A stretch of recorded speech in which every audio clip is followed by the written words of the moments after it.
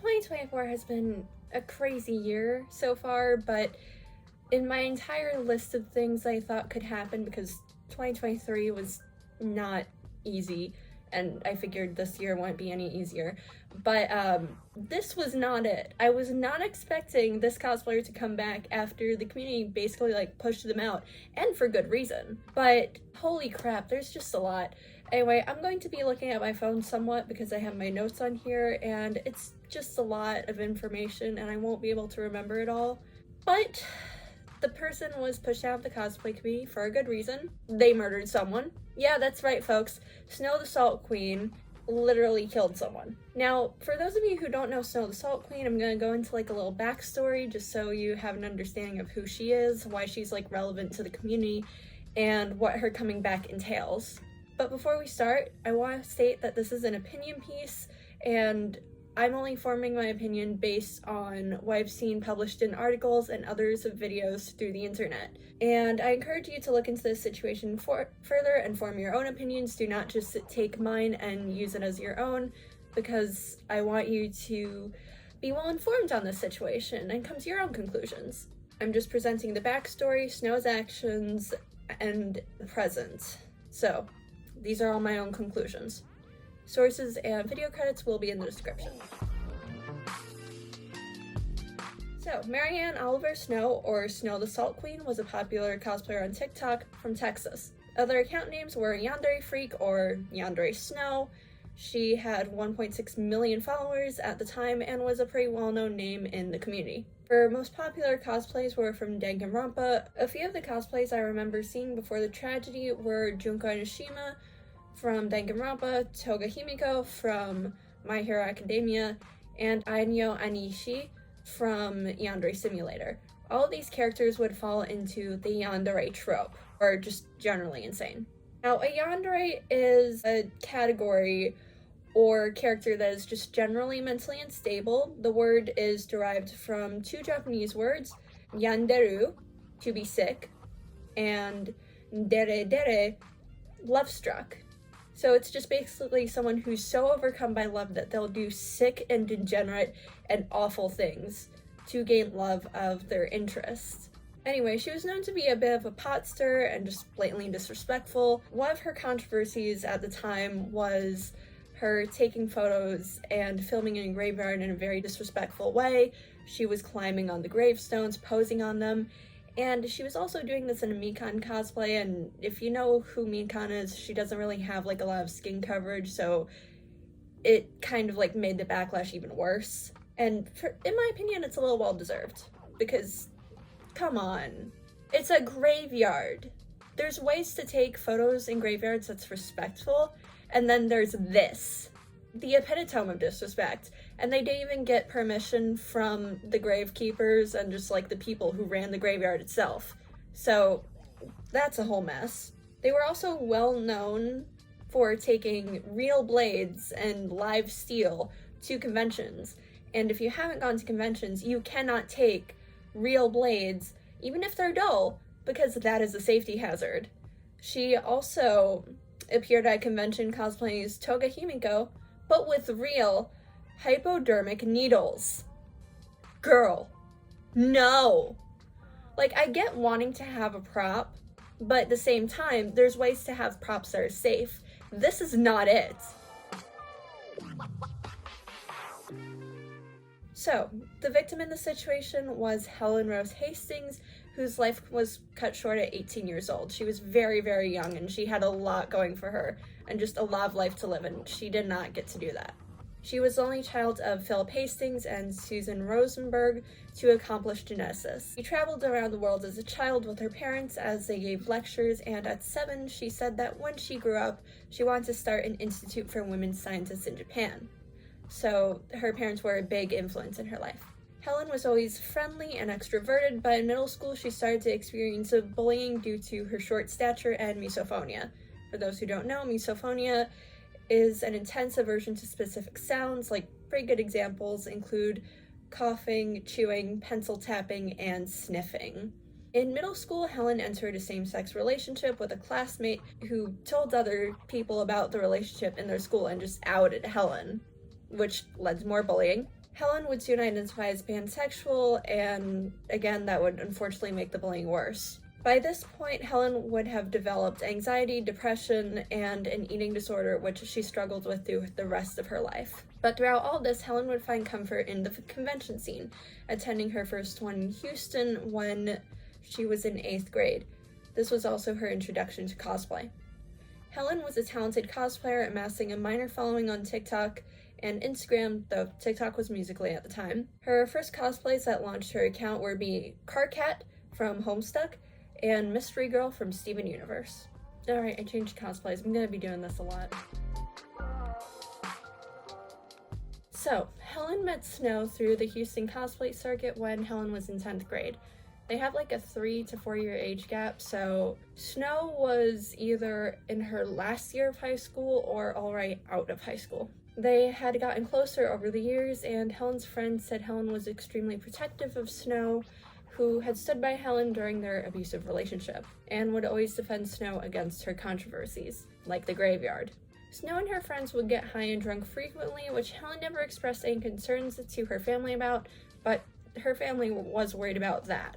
Helen also said she wanted to drop out of school this time, which was out of character for her, which brought even more worries from her family, and it was later revealed that Helen's friends from Snow Circle encouraged this. In 2020, 2 weeks before Helen started college, she moves out of her parents' house and into Snow's house. The house was in a state of disrepair and was far out of the way from the metropolitan area. It also was full of animals, and normally it's not a bad thing, but it constantly smelled like cat pee and vomit, so the state of the care the animals were getting was questionable. In the fall of the same year, Helen started her first and sadly only semester at Auburn College. In November, the pandemic hit, which had Helen move her courses to online, and she moved back in with Snow. In the early hours of Sunday morning, January 17th, Helen, Snow, and 5 of their friends were drinking. They stayed at home, hanging around the house, and eventually started watching the Gotham TV show later in the evening. In one of the episodes, the Penguin has a gun, which Snow said she had one as well. The gun was something her boyfriend had left behind at the house after their breakup. According to documents, Snow told the police that they and their friends played with the gun fairly often, believing it to be safe, as their ex-boyfriend said he had removed all the bullets in the magazine. While they usually put the gun back in its case after taking it out, they had been drinking heavily and this time failed to do so. After a few hours of playing with the gun, one of Snow's housemates approached them, asking Snow to pretend to shoot them. Snow complied, believing the gun to be unloaded. It was at this point that Helen said, "Oh, do me." Snow then placed the gun on the left side of her head, pulled the trigger, and it caused the gun to go off.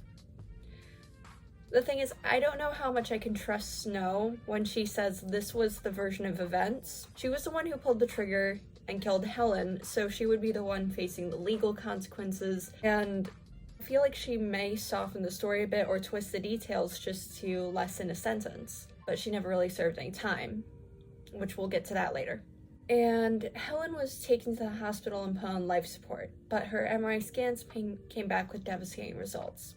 There was little to no brain activity found, meaning that the chances she would ever wake up were close to 0. Helen was pronounced dead 2 days afterwards at 5:18 p.m.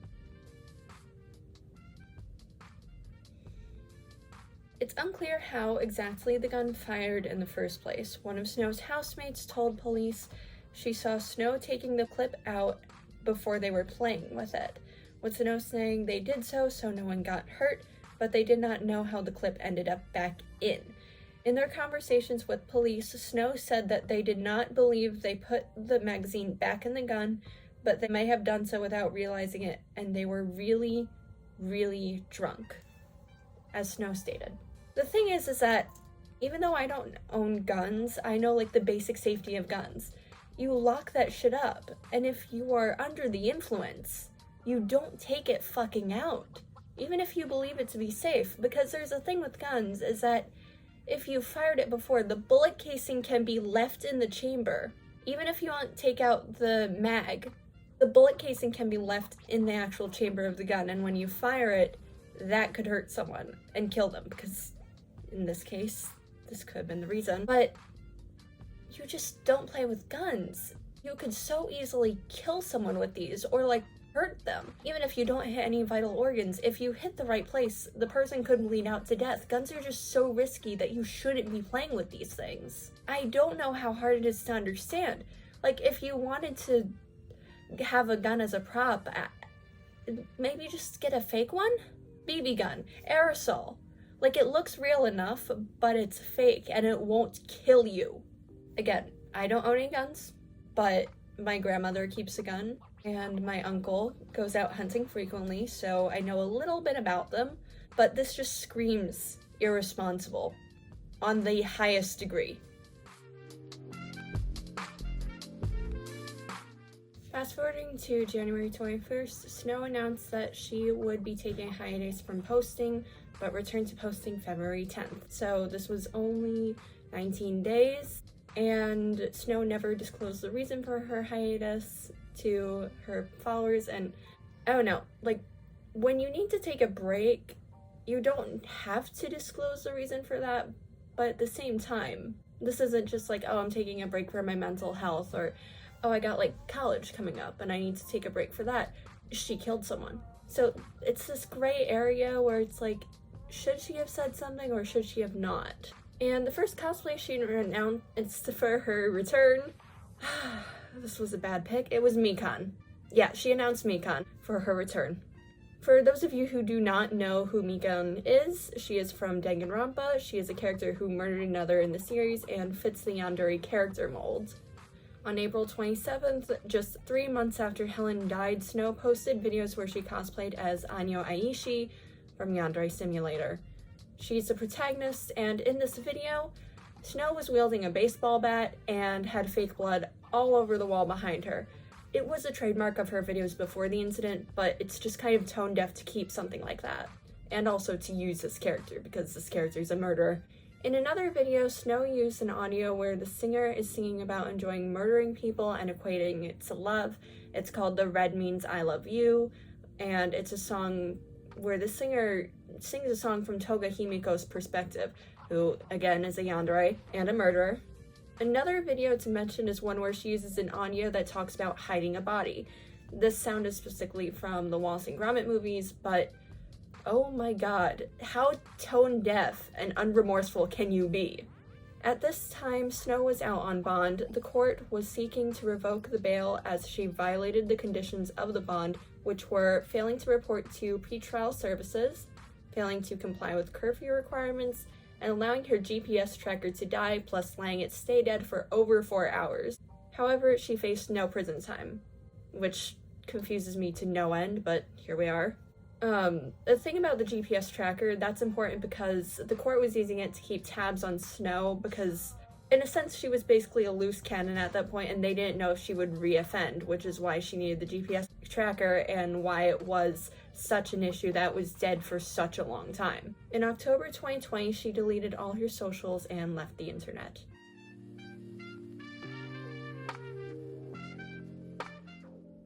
Fast forwarding to today, Snow has returned to the internet. On July 18th, 2023, Snow posted cosplay photos to her Instagram account. She remained somewhat under the radar, and only a small number of people knew she was back, mainly her fans who still stuck around with the account. However, just last week, the wider internet found out and has been making people aware of her new TikTok account. To dig deeper and see what she's been up to, I sent a follow request. Thankfully, I haven't spoken about Snow on my TikTok, so if she checks my account, she would have no idea that I have such a low opinion of her. And shockingly, she accepted the follow request. I mean, I didn't really show any proof of what I thought of her, so I scrolled through the videos, and I didn't like or comment as I don't want to boost her content. And I found her most recent video was from June 31st, 2024. As of filming, it could have changed. But yeah, she started posting on that TikTok account around like 2023, early in the year. She mainly stayed like in the smaller views range, and then the wider internet found out when one of her videos picked up enough traction and people were like, "You're back? Really?" My conclusion is simple. Snow should not be on the internet after this. She should be in prison because she took a human life. The community does not want her, and more than likely never will. I know I certainly don't want her in the community, and I view her as a safety hazard to the entire community. Just because she was drunk, it doesn't mean she has an excuse. I mean, people are arrested for drunk driving. You know you're not supposed to operate a vehicle while intoxicated, so you shouldn't murder someone while intoxicated. You shouldn't murder them at all, but like, the same logic applies as drunk driving to murder in this case. Snow will forever remain an irredeemable murderer for me. Maybe she can grow in the future. I hope so, but the present day, I really don't think it's possible, as she has shown no remorse or accountability whatsoever in her actions. Best of luck to everyone, stay safe, and I hope to God that Snow does not attend any conventions, as, like I said before, I see her as an active danger to the cosplay community.